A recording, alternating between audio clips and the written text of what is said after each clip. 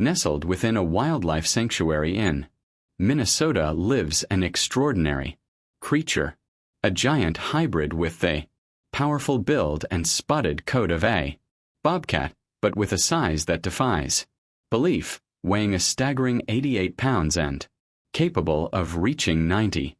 This is the story of Blobby, a Blinks, an incredibly rare cross between a Canadian lynx and a bobcat. Despite his imposing stature and formidable appearance, this gentle giant carries the temperament of a house cat, never posing a threat to humans. What follows is a journey where raw power meets tender vulnerability and proves that the greatest strength sometimes resides in the simplest act of love. Before we start, hit the like button and make sure to subscribe if you haven't, and hit that notification bell so that you won't miss any new stories. Dr. Aries Thorne had seen just about everything in his 30 years running the Northwoods Wildlife Haven. He'd rehabilitated eagles with shattered wings, nursed orphaned bear cubs back to health, and even once had to figure out how to treat a moose with a toothache. His life, nestled in the sprawling forests of northern Minnesota, was a testament to the resilience and wildness of nature. But nothing in all his years had prepared him for the creature currently lounging in the sun-drenched corner of the sanctuary's largest enclosure. From a distance, he looked like a myth made real. He possessed the powerful muscular hunches and the distinct spotted markings of a bobcat, but on a scale that defied belief. His body was enormous, a solid mass of muscle that tipped the scales at a staggering 88 pounds. His paws were the size of dinner plates, and his ears were crowned with the long, elegant black tuss of a Canadian lynx. He was a Blinks, an impossibly rare hybrid, a genetic fluke that had combined the formidable traits of two of the Northwoods' most elusive predators into one majestic, awe-inspiring package. Any other animal of his size and lineage would be a fearsome sight, an apex predator demanding respect and a wide berth. But as Aries watched, the giant cat rolled onto his back, exposing a spotted, vulnerable belly to the sky. He let out a soft chirping sound, less a growl and more a query, and began batting at a dandelion fluff drifting on the breeze. His movements were not those of a wild hunter, but of an oversized, slightly clumsy kitten. This was Blobby, and his story was as improbable as his existence.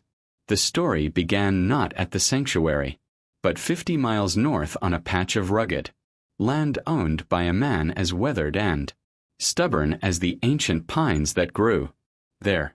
Jedediah Jed Stone was a man carved from the very landscape he inhabited.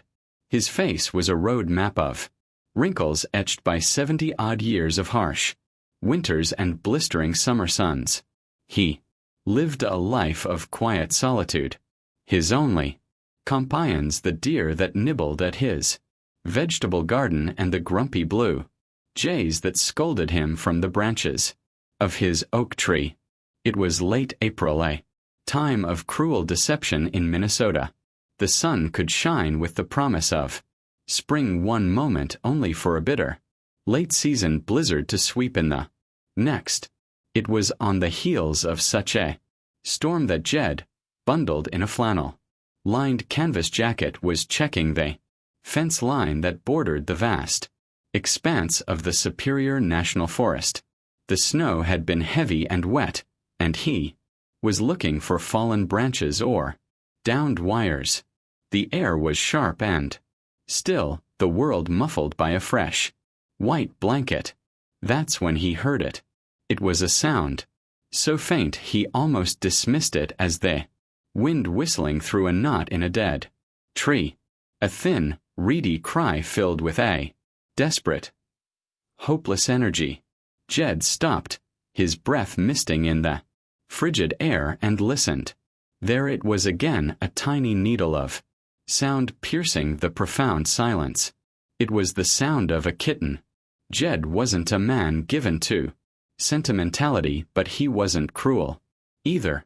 He knew the brutal calculus of the wild. A kitten alone after a storm like this was already a ghost. Still, something compelled him to move. He trudged through the snow, his old knees aching in protest, following the pathetic muse. He found the source under a snow-laden fir bough, huddled against the trunk. It was the most peculiar-looking kitten he had ever seen. It was tiny, no bigger than his gloved hand, and shivering violently. Its fur was a matted mess of brown and gray with faint shadowy spots. Its paws seemed too big for its body, and its ears, even at this minuscule size, had tiny, dark tufts at their tips. It was half frozen and barely breathing. Of its mother or any siblings there was no sign. A track line of a large feline, lynx by the size of the prince, led away from the spot, but it was alone with no returning tracks. Perhaps the mother had been spooked, or perhaps in the brutal triage of nature she had abandoned a strange anomalous baby to its fate. Jed grumbled to himself. Well, ain't you a sorry sight? He knew the rules. You don't interfere. Nature has its own harsh but necessary logic. Taking it in would be a mistake. It was a wild animal. But as he looked at the trembling, near lifeless ball of fur, he saw not a wild animal but a creature on the brink of oblivion. With a sigh that seemed to carry the weight of the whole forest, he gently scooped the kitten up, tucking it inside his jacket against the warmth of his chest. "All right, you little ruckus," he muttered, the name coming to him unbidden. "Let's see if we can't cheat the Reaper just this once." The first 48 hours were a delicate dance with death. Jed, a man more comfortable with fixing tractor engines than nurturing a fragile life, became a reluctant nursemaid. He used an eyedropper to feed the kitten a formula he'd bought at the feed store, a few precious drops at a time. He made a bed for it in a cardboard box lined with his old wool sweaters, placing it near the comforting warmth of his wood-burning stove. He'd wake in the middle of the night to the sound of its weak cries and would patiently administer another feeding. His large, calloused hands surprisingly gentle.